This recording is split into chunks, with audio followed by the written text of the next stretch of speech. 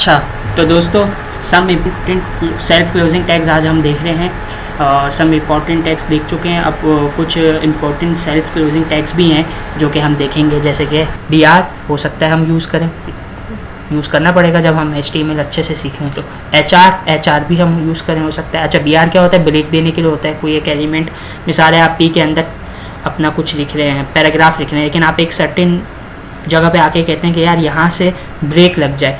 अब चूँकि P तो ब्लॉक लेवल है, तो जब तक वो उसके पास जगह होगी वो तो चलता रहेगा आगे, क्योंकि P के अंदर मिसाल है मैंने कोई टैग लिखा है जो यहाँ से लेके यहाँ तक चल रहा है, ठीक है। तो अब मैं चाहता हूँ कि इस F के बाद ब्रेक लगे और नीचे आ जाए, लेकिन मैंने यूज़ एक ही P किया हुआ है। अब इधर मैं क्या करूँगा, इधर मैं लूँगा BR, ये लग गई ब्रेक। डैट मीन्स कि इस F के बाद अब ब्रेक लग गई, अब आगे का कुछ नहीं आएगा। यहाँ पे जो है मैंने हैंड ब्रेक लगा दी और यहाँ से डायरेक्ट नीचे से आना शुरू हो जाएगा। लिखा हुआ एक ही P में होगा, लेकिन वो उसको ब्रेक लगा देगा, ठीक है। HR नीचे एक छोटे सा हल्का सा जो है ना अंडरलाइन दे देगा आपको, जो है ना हल्की क्या कहते हैं, लाइट कलर की अंडरलाइन दे देगा। अमूमन जो है आपका फुटर में कहीं कहीं यूज़ हुआ होता है HR का टैग, ठीक है। और इनपुट क्या होता है? इनपुट का टैग हम यूज़ करते हैं फॉर्म में। इसको और मज़ीद पढ़ेंगे जब हम फॉर्म्स पढ़ रहे होंगे, ठीक है। लिंक का टैग हेड में यूज़ होता है। इसको भी मज़ीद तब पढ़ेंगे जब हम लिंक कर रहे होंगे हेड में। क्या लिंक करेंगे? अपनी एक्सटर्नल CSS की फ़ाइल लिंक कर रहे होंगे और क्या लिंक कर रहे होंगे। इसके अलावा हो सकता है हम फॉन्ट ऑसम से अपने क्या कहते हैं आइकन्स लिंक कर रहे हों। जैसे आपने अक्सर वेबसाइट्स पे छोटे छोटे आइकन्स बने हुए देखे होंगे, जैसे कि ये गूगल की जो थी भी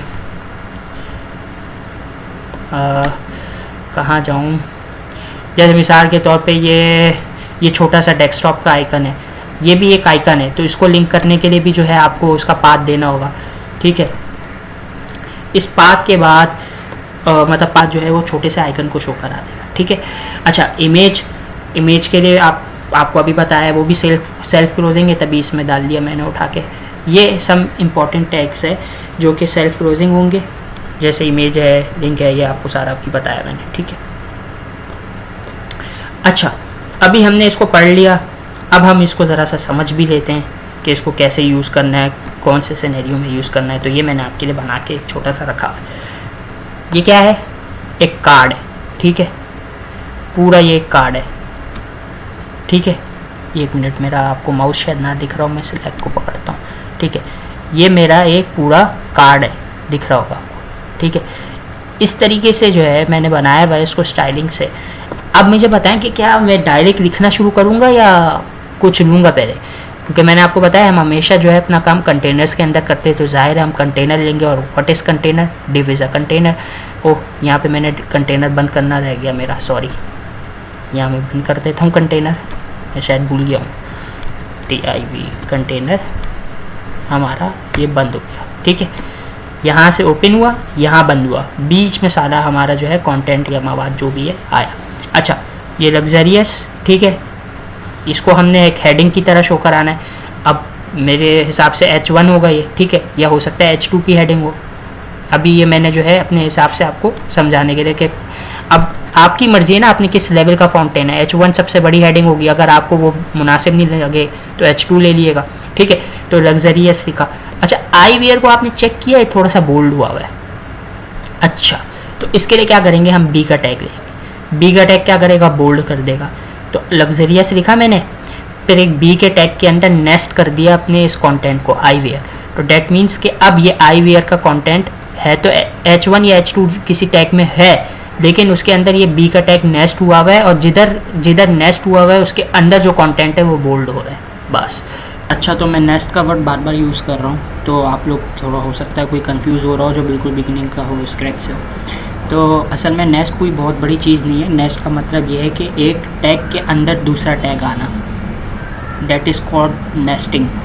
नेस्टिंग क्या होती है कि जैसे मिसाल के तौर पे मैंने ये डिव लिया हुआ है, सही है, एक मिनट, मैंने ये डिव लिया हुआ है ये, ठीक है।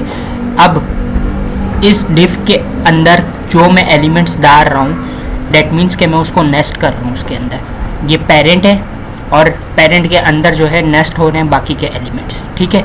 ये पेरेंट यहाँ बंद हो रहा है, तो ये H1, ये P, ये A, ये इमेज, ये तमाम टैग्स जो हैं डिफ के अंदर नेस्ट हुए हैं। इसी तरीके से जैसे H1 के अंदर B का टैग नेस्ट हुआ है, डेट इज़ कॉल्ड नेस्टिंग।